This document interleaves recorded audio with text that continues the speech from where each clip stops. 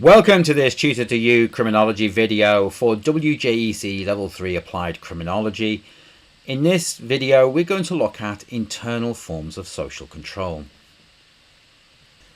Social control refers to the ways in which individuals are discouraged from committing behaviours that are criminal or deviant, and these can be categorised based upon whether an influence is individual or based on wider social structures.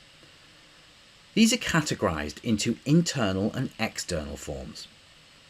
Internal forms are those that are decided by the individual's character, background, culture and individual morals. And external forms are categorised by forces or threats placed upon the individual from an external source to make them compliant to the law. In this video we're going to focus on internal forms of social control. Internal forms of social control can be described as the self-regulation of behaviours based upon an individual's own cultural background or moral code. There are three key factors that are associated with internal forms of social control, and they are rational ideology, tradition, and the internalisation of social rules and morality.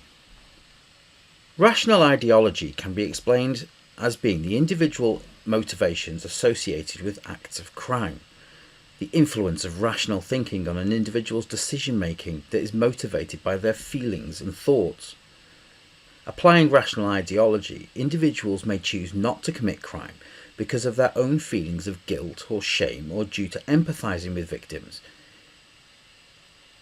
The reasons are within their own psychological makeup, and crime is not worth the risk of how it will make them feel.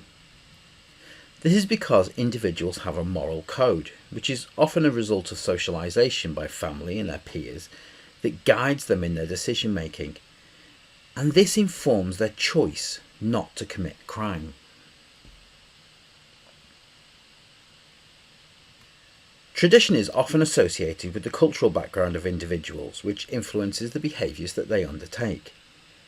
It limits behaviours based upon religious practices, for example believing the crime to be wrong or sinful, on their family background, based upon the values inherited from their parents and grandparents, and a belief in what is right or wrong. As a result, they may not steal or act violently, as it goes against established behaviours laid out by their religious beliefs, the potential dishonour or shame to their family, or their standing in the community. The internalisation of social rules can be described as the moral judgment that is based upon what is deemed to be socially acceptable in a given society. Individuals are social creatures, and so behave based upon what others in society would do, and look to conform to the rules and regulations of what is expected of them in society.